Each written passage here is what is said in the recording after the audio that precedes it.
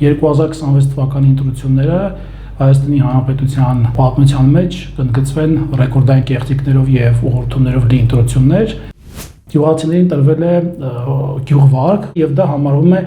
ճակերտավոր օրինական կաշառք։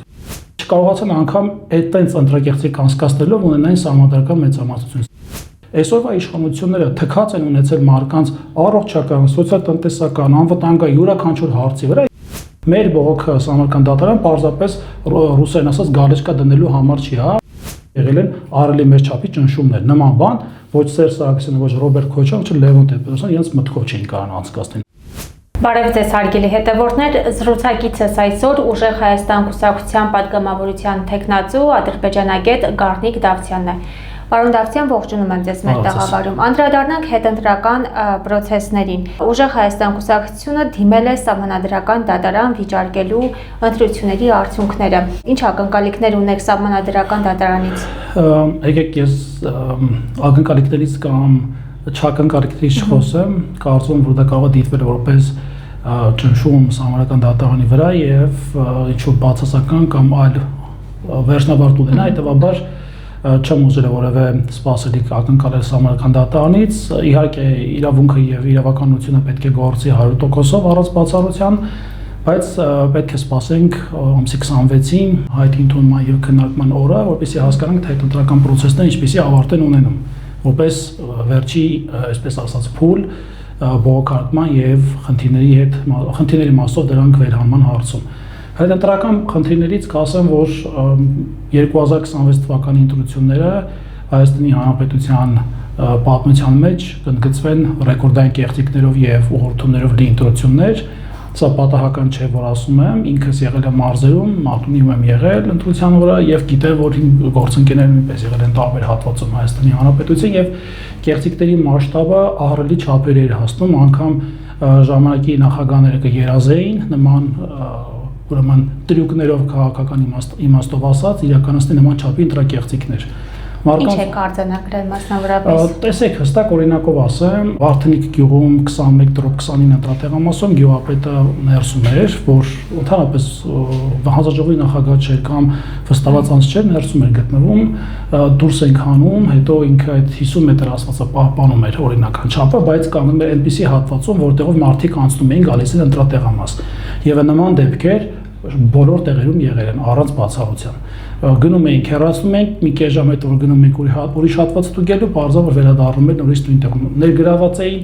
ուրեմն քաղաքի, քաղաքապետարանի աշխատողներ, տարբեր պաշտոնյաներ, ներգրաված էին նաև ԿՔՊ-ի երիտասարդ թևը, եթե կարելի է այդպես ասել, ովքեր գյուղի ներսում բոլորը իրար ճանաչում են դա, ասենք պատկերացրեք 1000 հոգանոց գյուղ է կամ քիչ ավելի շատ ու հնարավոր չի իրար չճանաչել, գիտես արդեն ով ում անդրում, ով ինչ քաղաքական ընկալումներ ունի։ Ուղղորդում էին երիտասարդները։ Պատկերացրեք մարդկանց աչքերի մեջ էին նայում ու այդ հայացքով ուղեկցում էին մինչև իրենց ճանապարհը, որ չի երևում այդ հատվածը։ Բնականաբար եղել են ուրեմն գյուղացիներին տրվել է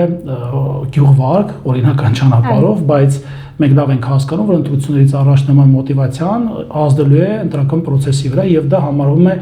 ճակերտավոր օրինական կաշառք։ Նույնը նաև մենք գիտենք, որ թոշակների բարձրացում ընտրություններից առաջ մինչև այդ ասում են 10,000 դրամ ինչ պետք է անի թոշակառուն, հստակ քննադատություն կար, որ դա որևէ ձև եղանակ չի փոխում, ընտրությունից առաջ թոշակը բարձրացրեց, այսինքն ըստ էության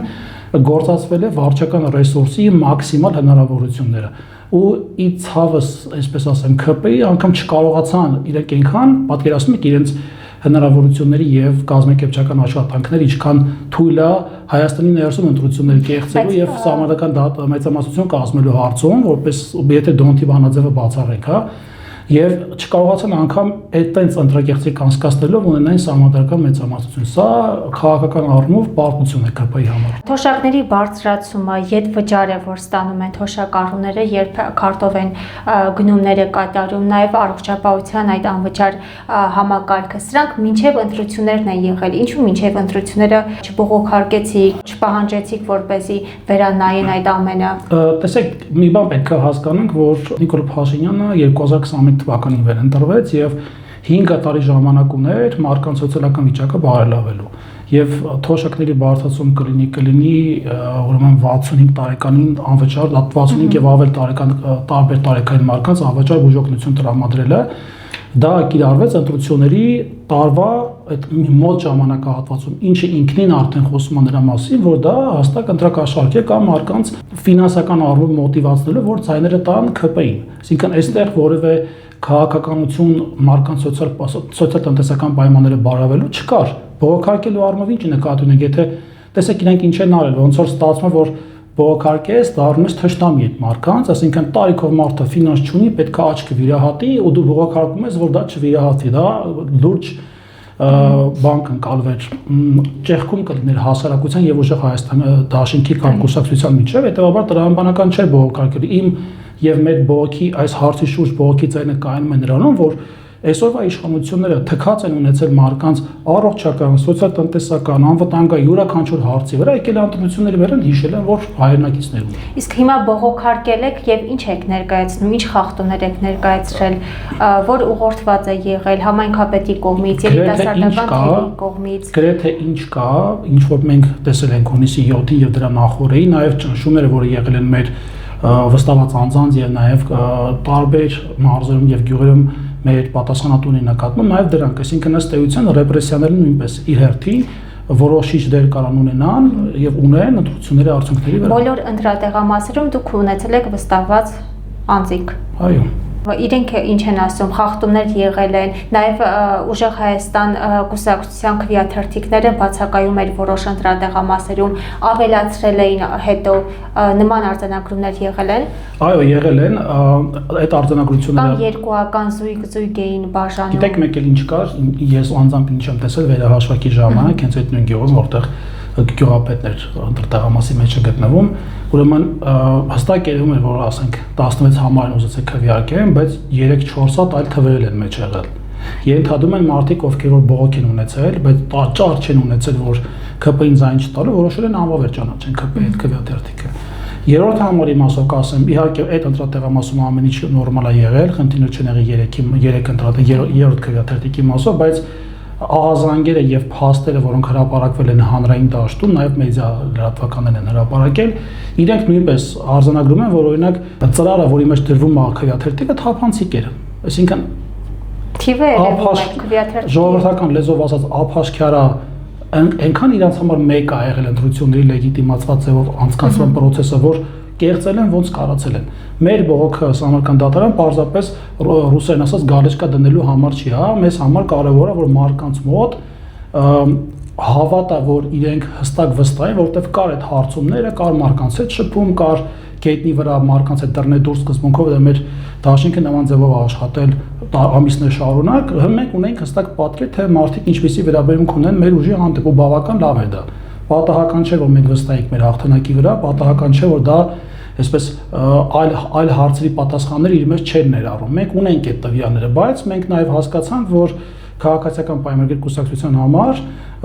այլևս չնայած արդեն տարիներ շարունակ, բայց այլևս կարևոր չեն մարդկանց քվեների օրինական իրականացումը, այլ կարևորը իրենց խմբակի, փոքրիկ խմբակի վերարտադրությունը։ Դրա համար այսպես լայնամասշտաբ կեղծիքներ են գնացել։ Ձեր վստահված անձանց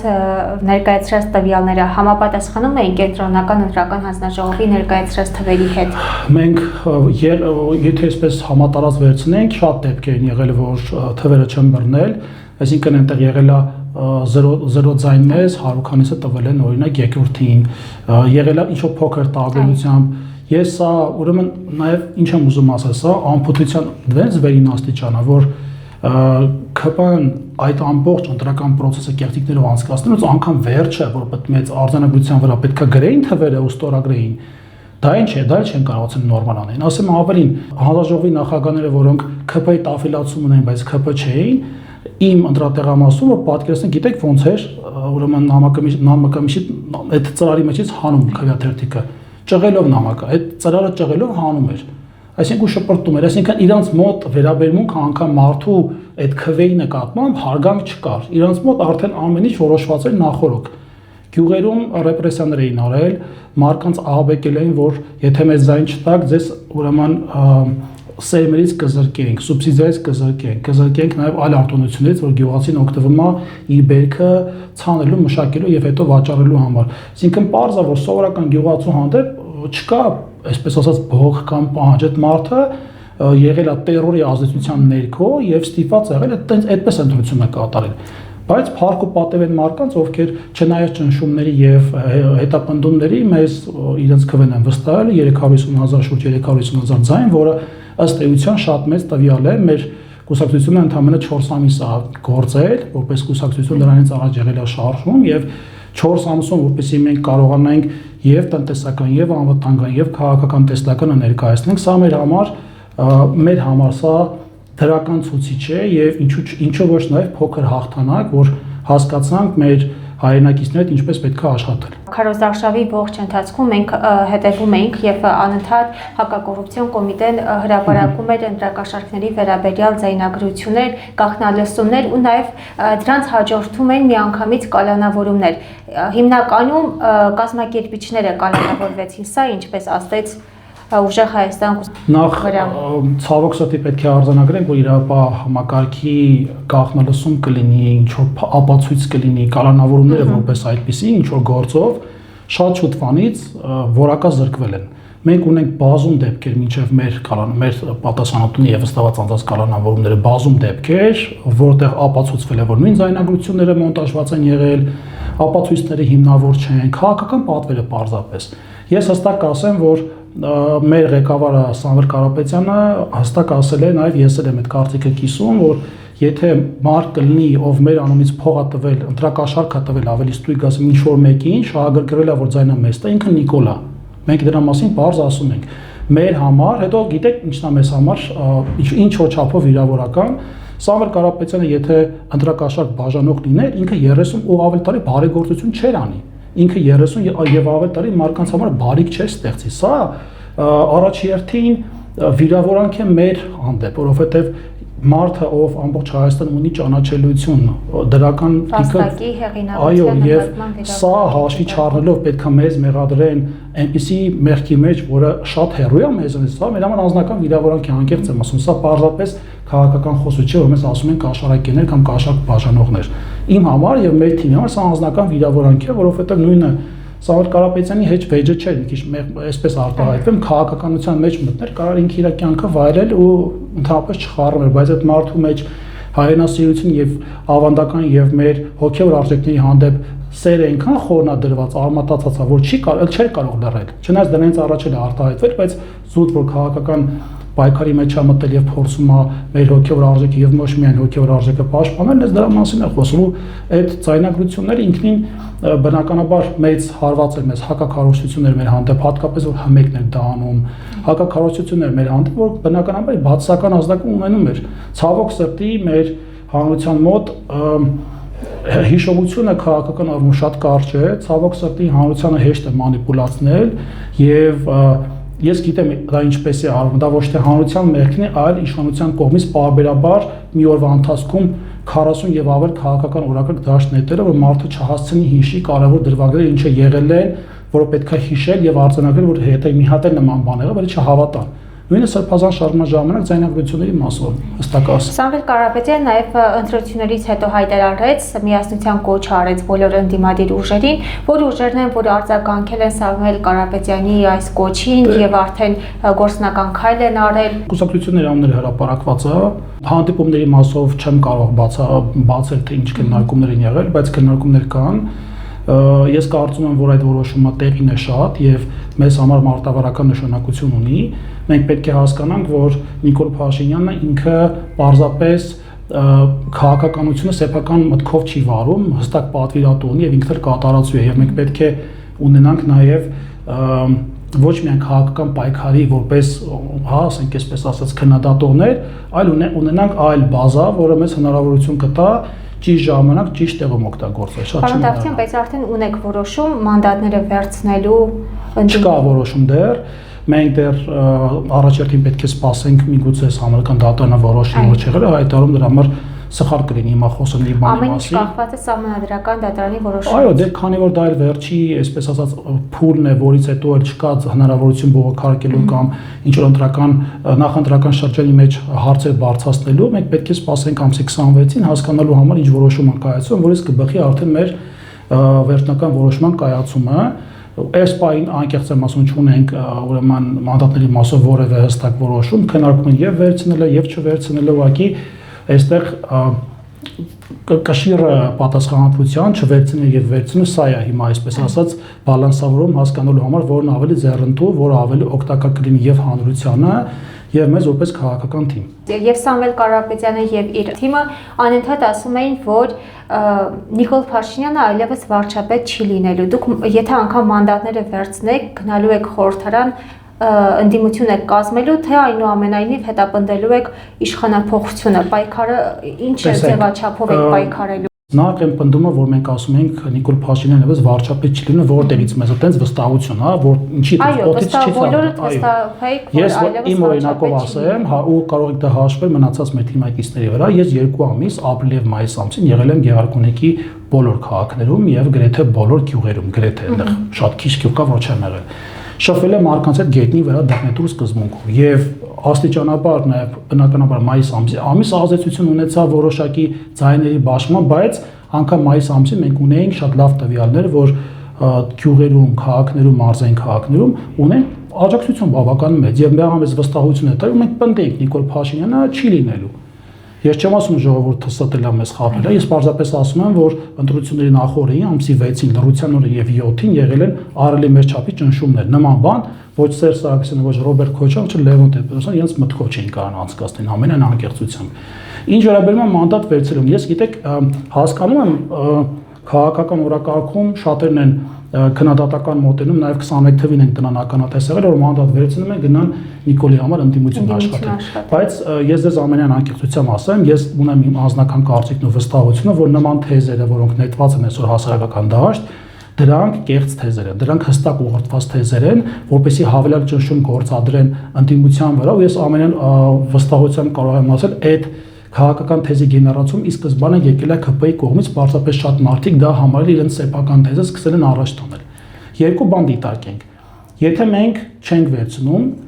արդյոք մենք ունենք ընտրողներ մեծ քանակի, ովքեր մեզ հարց կտան, ասեն մենք ձեզ ցայն չենք տվել, որ դուք չգնաք խորհրդարան։ Եվ կա հաջորդ հատվածը, որ պետք է ասեն, այդ ձեն տվել են, որ դուք չգնաք ընդդիմություն լինեք։ Այսինքն այս երկու բանը քարերի արանք լինելը բավական բարդ խնդիր է։ Մեր պատասխանատվություն ու ասեմ ինչու է մարդկանց մոտ խորացել այդ խնդիրը, այսինքն մարդիկ ինչու չեն համակերպվում, որ պետքա վերցնես մանդատները, որովհետև ամենայն հարգանքով բոլոր քաղաքական ուժերի նկատմամբ, բայց սա ես սրանում եմ վստահ եմ, որ 21 թվականից հետո խորհրդարանական ընդդիմության կապը իրենց ընտրողների հետ էապես կտրվել է, էապես կապը մարդկանց կորել է, այսինքն ըստ էության իրենք հաշվի չեն նստել իրենց ընտրողի հետ, ես մեղադրական չեմ ասում, իմ անձնական կարծիքն է եւ այդ նույն փորձառությունը ինձ թվում է մարդկանց մոտ հոգեբանորեն կա, որ մենք էլ ենթադրենք, որ մտնենք, մենք էլ ենք կապը կորցնելու։ Ասեմ, որ մենք հենց ընտրությունների հաջորդ 2 օրը եւ հիմա էլ մարդիկ, ովքեր որ ունենում են հարցեր, պատասխաններ կամ մենք տեսնում ենք դժգոհություն սոցիալական ցանցում, մարդկանց հրավիրում ենք զրուցելու, բացատրելու, քննարկելու, քննադատություն լսել, այսինքն մեր մոտ կա հստակ դրված այսպես ոսկե կանոն, որ մեզ համար գերկարևոր է անգամ մի հոգին, ովքեր մեզ ձայնը տվել, բայց մեր վրա մեր դեմ ունի հարցեր եւ մեզ ընդդիմություն է աշխատում, այսպես ասած, այդ մարդու հետ պետքա դիալոգ վարել, այդ մարդուն պետքա լսել ու քննարկել։ Իսկ միայն այդ պարագայում դու հնարավորություն կունենաս մարդկանց վստահությունը պահել, ոչ թե կորցնելու։ Դրա համար մարդկանց մոտ հիմա այդ մանդատ վերցնելու թեման շատ ապացուցողական հենքը նախկին փորձով 21 թվականի փորձով եւ հիմա էմոցիա է առաջացնում։ Ես հասկանում եմ դա, պարզապես մենք պետք է նաեւ հաշվի առնենք այն մարդկանց կարծիքը, ովքեր չեն մտածում նման ձև։ Այսինքն այնպես չի, որ հիմա դուք ինձ կբերեք, ասեք Facebook-ում մեկնաբանություններ են գրում տարբեր մարդիկ, հա, կամ fake է, ջեր, կան real է, ջեր, երբ որ մարդուն հարցնում ասում ես եղբայր, օրինակ եմ ասում Մարլեն Սիմոնյանը օրեր առաջ հստակ իր բերանով ասաց, որ եթե չվերցնի Հայաստան դաշինք ու ուժեղ Հայաստանը, մենք ուրիշների կբերենք։ Այսինքն ինչ է ստացվում։ Հիմա եթե անգամ չենք վերցնում, ուրիշն էլ գալիս է։ Մեզ ավելի են քննադատելու, ավելի կոպիտ են քննադատելու։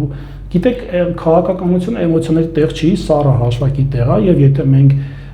սխալվենք, դա կատաստրոֆայի է լինել, կատաստրոֆա լինելու քաղաքական ուժի համար եւ մեծ ձայն տվողների համար։ Չենք ուզում, որ խորհրդարանում, եթե վերցնում ենք որպես դիտարկենք դա իրականությունը, չնայած չկա որոշում,